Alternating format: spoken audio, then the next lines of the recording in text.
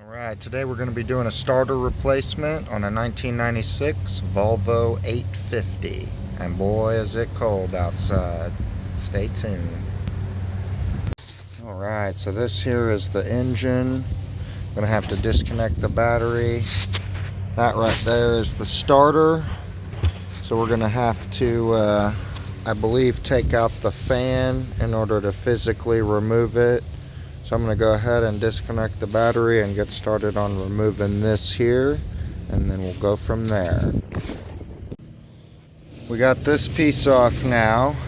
Got the battery disconnected, and under that piece is these little sliding tab deals here, and that's what these relays and this piece here and this slides into. And then there's this piece, which goes down in here, and then this hose actually connects to the bottom of it. So that purple hose is going to come up through the bottom, and it actually clamps in right here into this clip.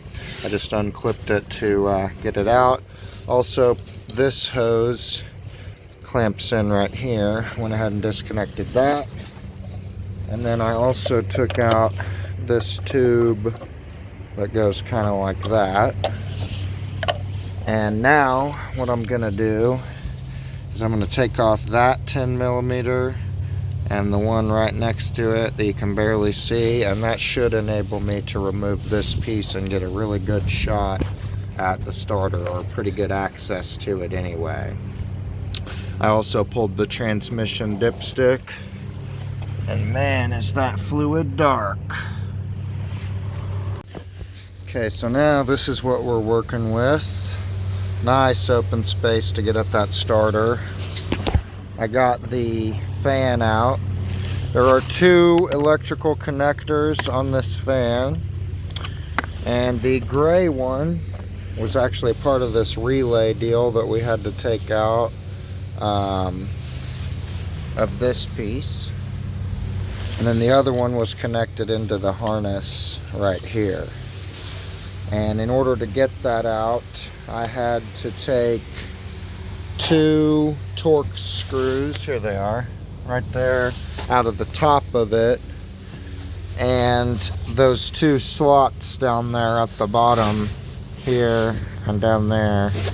The fan has some tabs that just slide on into it on both sides here. So once you get those upper screws out, you can just slide this right up. This is the 5-cylinder non-turbo engine. So if you have the turbo version, this may be a slightly different procedure. But now that we've got all of that stuff out, I guess I forgot to mention that piece that goes right here. It's like some kind of emissions device. I'm not exactly sure what it is. It kind of looks like an EGR valve, but it doesn't connect to the exhaust in any way. So to be completely honest with you, I am not quite sure what this is, but I was able to get it removed without taking these two bolts off, because that's actually connected to the throttle linkage. So I just took it out of this little rubber strap here and unplugged it from the hose connections here and there, and just disconnected the electrical connector. This electrical connector is of the European style, where in order to disconnect it you have to press this down, and it's going to be facing on from the bottom, so you'll have to get at it from the bottom there. But once I got that removed, I got the fan out, we got quite a bit of space here to work at the starter. If any of you guys know what that component is called, definitely post it down in the comments, because I'd love to know exactly what that piece is. It just goes from the air box snorkel into what appears to be the actual intake system. I don't do a whole lot of major work on Volvos, and they're complicated as it is, so I'm interested to know if any of you guys know what that piece is. I'm going to go ahead and get started disconnecting the electrical from the starter. Then I believe that there are only a couple of bolts that hold it in. This one is one of them. And then I believe this is the other one. So I'm going to tackle those now. Alright, so we got the electrical disconnected here. All three of these guys go on this post. Then this wire here connects to that one right there, the green one that I just moved with my finger. It connects to a flat like spade terminal back behind there, and I'll show you that on the new starter. In order to get the bolts out easier, I did decide to take out the air tube here. It goes from this to that, and it has this piece connected into it, some sort of PCV valve, I assume. And I was able to get the upper bolt out right here, and then down here where the lower bolt was right here, there's a bracket that's kind of in the way, so I just used a ratcheting wrench to take it out. And once I did that, it was pretty easy to just kind of sneak it out of there. And there should not be anything else connected, so I'm going to go ahead and pull this out.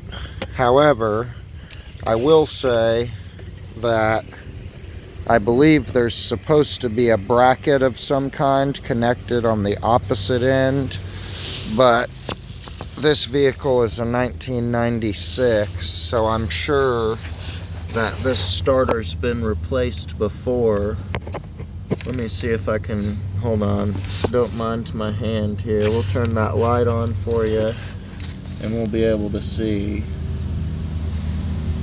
Yeah, I think, could be wrong. No, that's just a hose. I think there's supposed to be some kind of hole in this general area where a bracket would connect, where another bolt hole would be, but maybe not. I just find it a little weird that they would have those studs on the starter if there wasn't some kind of a bracket. But we do have it removed from the vehicle. So now I'm going to go ahead and grab the new one here. I think I put it up here in the front. Oh, no, maybe not. It's got to be back here, of course. Clear on the other freaking side. Right. Now we'll go ahead and compare the new one to the old one. Let me turn that light off there. Make sure that they look pretty much the same. Oh yeah. Oh yeah, definitely. Even got the two studs there and everything. So, solenoid was on the outside. There is a guiding pin in here, so make sure that that comes out with the old starter. Otherwise you will have a hell of a time lining it up. And I'm going to set y'all down for half a second, get my hand better situated on this starter. And I'm going to put it in there, and then we'll start getting it tightened back up. There we go. I'll get this damn thing off of there. Should have probably took that off first. Then we'll get it lined up properly. Make sure none of our wires are stuck or anything stupid like that. Okay. Make sure our bolt holes and our guide pin are lined up. You can kind of see where that guide pin is right there in the middle. We're going to just kind of work it in. Shake it back and forth a little, and then it kind of fully seats. So that guide pin should hold you in place. And I forgot to show you guys that spade terminal. You can just barely see it there. That bottom piece is where that green wire is going to connect to and slide on. I'll try to put it on there. while I'm filming it here so you can see. Okay, so I got the green wire. You're blocked completely by this hose in my hand. Well, I'll just try to put it on there and then I'll show you what it looks like. Okay, we got it on there now. You can see right here where it's connected, slid on at the bottom here, right where my finger's at. So now, we can take off these bolts, or nut rather, and we can put the other electrical, or at least prepare to put the other electrical on. I'm probably going to go ahead and put the bolts in first, but I just wanted to show you guys where that small wire connects because I forgot to while it was out. So I'm going to go ahead and put them bolts in, connect up the electrical, and then we'll be back for the fan installation. Okay, so we got both of our starter bolts back in. We got all of our electrical connected. We got this piece back in, reconnected on both hoses and the electrical. We got this back in. We didn't forget to put that PCV piece back in. It's kind of blurry, it won't really focus, but it's in there. And now we can go ahead and put this fan back in. And with any luck, it should just slide right in there. Might have to maneuver it just a little bit, but once we get past a couple things here, that's what we're stuck on right there.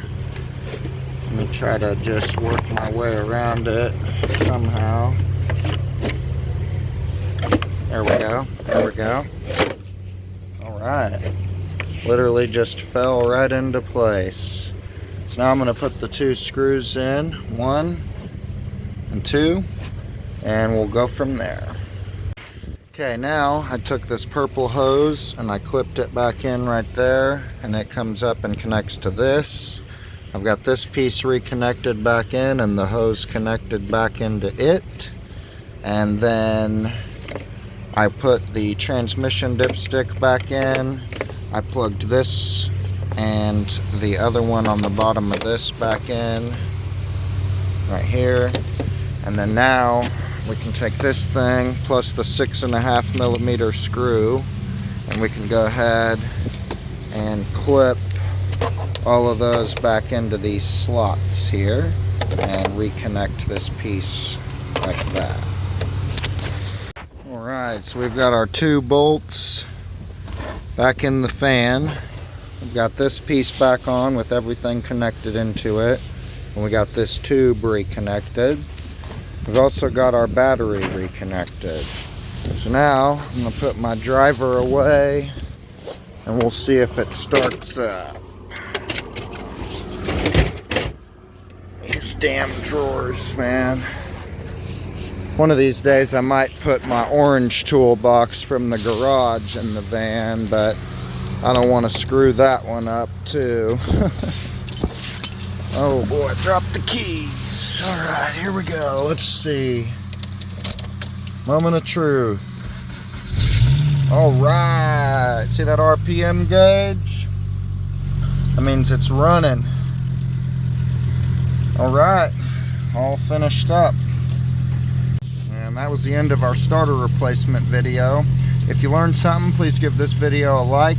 If you've ever replaced a starter before on your vehicle, comment down below and let me know how your experience went. Otherwise, subscribe for more great videos to come, and I'll see you next time.